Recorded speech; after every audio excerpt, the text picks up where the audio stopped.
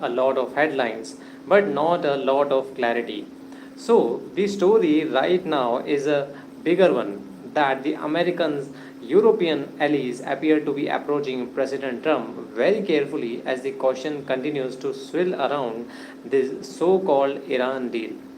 And I think the first thing people need to understand is that we don't actually know if this is a deal in the traditional sense or is it just in talks. We don't have the details terms yet.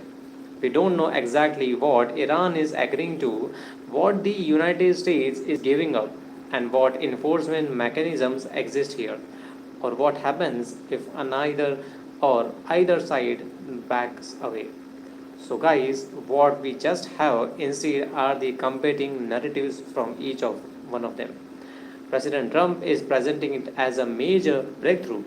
Iranian officials are offering their own interpretation, and analysts and international observers are trying to piece together because what it all means, and the world leaders at the G7 are watching very closely to this. The reason Europe is being cautious isn't necessarily because they agree or disagree with the President Trump. Now it's because the stakes are incredibly high here. You are talking about a region that impacts the global energy supplies. Yes, and also including shipping routes, inflation, and broader geopolitical stability. One wrong move, and that could devastate everything and put everything in chaos. Or one misunderstanding can have the consequences far beyond the Middle East. So, guys, that's why you don't see here European leaders rushing to publicly endorse the agreement. But you also see don't them openly attacking it either as well. Now, diplomacy often works behind the closed doors, especially when the facts are still emerging. Another thing worth noting here is that uncertainty itself creates a risk. Markets don't like uncertainty, businesses don't like uncertainty, and allies don't even like. Even this is eventually turning into a nightmare agreement. People now want the complete details. They want to know how it will work and whether it can actually hold till now. And that brings us to the bigger question now. What does this movement say about the America's role on the world stage? Now, the United States remains the world's most powerful nation, but allies want more predictability and consistency.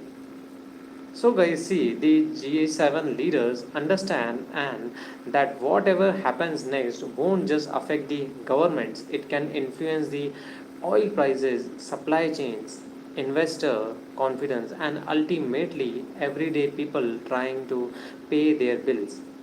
So, as this summit continues, the real story may not be whether everyone agrees on same page. The real story is whether these leaders can navigate major disagreements without weakening the alliances that have defined the international order for decades. That's what everyone is watching. And that's why this G7 meeting matters so much.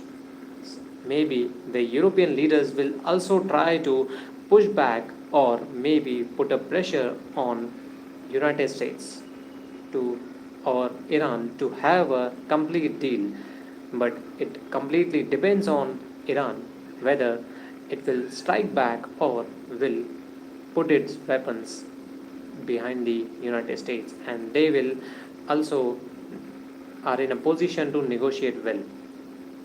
So, guys, this all facts matter here, and let's see what's happened. So, let me know what do you think on this G7 summit, and what could be the prospects or consequences of this. Thank you so much for joining in, guys. If you have any comments, doubts, or thoughts, let me know in the comment section. I would love to hear and respond back. Thank you so much for joining in, guys. I will see you guys in the upcoming video. Thank you.